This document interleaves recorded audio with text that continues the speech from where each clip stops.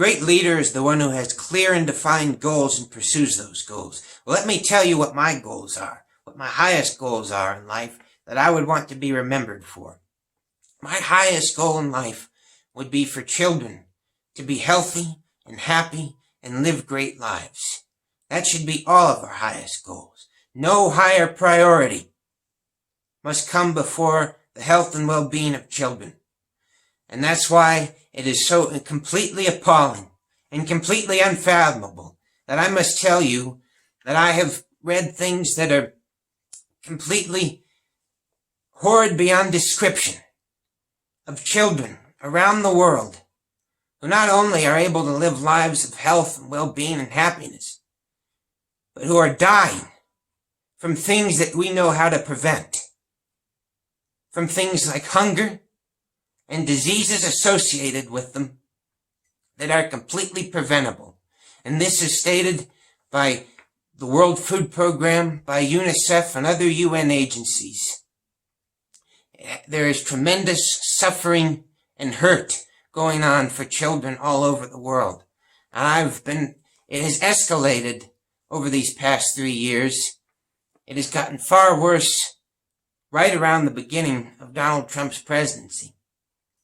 For the past 3 years, I've tried to do everything I can think of to try to help these children, to try to save lives, and to do the right thing. I've tried to reach everyone I can think of to try to do this, to create a worldwide movement that can save children's lives. And so that has included sending thousands of emails to congressmen, to the media, and to the White House, and making hundreds of phone calls. Almost none of them have been responded to. Worst of all, I called the White House 55 times over a period of time to urge them to do everything possible to save children's lives, to urge them that I had read information that there was an emergency going on, and that they were the only ones in the world that had the power to unify the world to do something about it. And what did they do? They hung up on me each and every single time. 55 times, and they hung up on me. They didn't refer me to anyone. They didn't tell me anyone I could talk to. They just hung up. It's unfathomable to me and hurtful to me. Makes me feel like crying and shouting, but I won't do that. Not only have they ignored this, but they prevented any of it from being able to reach you. Because if it were to reach you, you could do something about it. That's what I've been trying to do. But instead, what has the media been consumed by these past 3-4 years? Donald Trump. They've said the word Trump millions of times. But the words children are the names of the children that have died, that have needed help. They've never said those. Donald Trump's words have gotten in the way of saving lives. His complete and utter lunacy of creating an unnecessary, petty, pathetic storm of personal insults and vile degradation each day that clogs up and pollutes the airwaves when they could instead be filled with information that could save lives. But not only has he done this, not only has he ignored this, not only is he ignorant of any of these situations, he's actively made it worse through his actions. And it must be his ignorance of those actions. So I'm now going to read to you things that are beyond horrific, that he has done, that have resulted in death of children.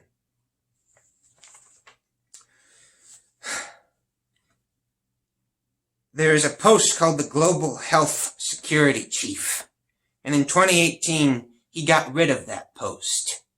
The Global Health Security Chief is charged, among other things, with overseeing and monitoring possible global pandemics, and he got rid of it. He cut aid to the United States Aid Agency. There is a document called the Convention on the Rights of the Child that the United Nations had gotten all the countries in the world to sign, except for us. It needed to be ratified, and they had hoped that the incoming president in 2017 would ratify it. But instead, Donald Trump has not even sent this to the Senate for them to look at. And we remain the only nation in the world that has not ratified a Convention on the Rights of the Child. Not only that, but we violated it ourselves by separating parents and children, which the convention explicitly states is a crime. Syria, he froze aid for Syria. Palestine, he froze a program to build hospitals in Palestine. He said our only reason for being in the Middle East was to destroy, defeat, and kill ISIS. He said we get nothing out of it, and that there was nothing in there but sand and death. Well, there's a lot more in it but sand and death. There's the lives of children and their mothers and families that we could be helping, and if we did help, would build a securer future, a future without terror, without violence. There is a World Health Organization resolution for the countries of the world to sign on to and promote breastfeeding, which they said had the potential to save the lives of 800,000 children a year. 800,000 from breastfeeding. Something that you would think would be natural, a given, non-controversial. Well, this is needed. Well, not only did Donald Trump not sign this declaration, he stepped up campaigning for milk formula companies who had contributed to his inauguration. Milk formula companies who use illegal methods to try to convince mothers in underdeveloped countries to use their formulas instead of their natural breast milk, despicably. Not only did he not sign it, he then threatened Ecuador with a military aid cut if they adopted the resolution.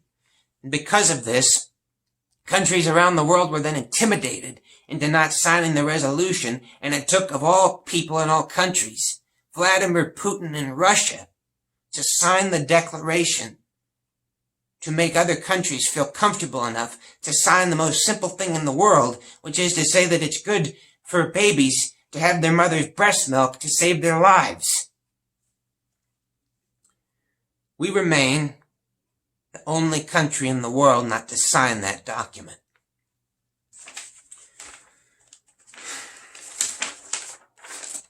There were 1 million people in Gaza who were depending upon the United Nations for food and water.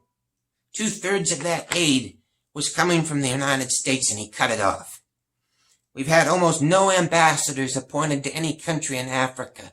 One of the few that we did was appointed to South Africa, and the lady that he appointed was a handbag designer. We withdrew from the UN Human Rights Council, the UN Global Compact on Migration, and the UN treaty to ensure that packages get to vulnerable nations, which he said was putting us at a disadvantage. He cut off aid to Honduras, Guatemala, and El Salvador at the very moment that caravans were forming to come up here seeking a better life. When he did that, he put out a tweet, which he said that, and it got 157,000 likes. Well, I want you to ask yourself if you feel good about that. That aid results in death. That lack of aid, should I say, results in death. If you don't want large caravans coming up here, we have the power to do something about it, which is to help those countries get on a firmer, more stable footing and save lives. After Nikki Haley made tremendously large cuts to World Food Program, UNICEF, and UN aid overall, Donald Trump criticized her. For what? He said they weren't large enough. He set the most restrictive limit on the resettlement of refugees in this country in 70 years. and as we shall soon see the effects of this later, the Centers for Disease Control shut down a vital program that helped more than 36 developing countries detect and control the spread of infectious diseases. The Human Rights Watch designates him as detrimental to human rights. And I could go on and on and on, including to say that it is incredibly hard to have any African country think that they can trust us to help them when the President of the United States uses the most demeaning and derogatory language imaginable about their countries and their people. This is the absolute pinnacle of moral failure. It has been nothing short of excruciating for me to watch lives be put at risk and ended for nothing as one man turns the United States into nothing but a dangerous global distraction.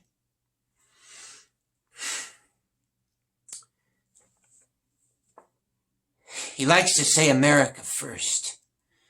Well, what is America? As we said, America is ideals. To truly put America first would mean to put American ideals first. Not one man and his paltry ego.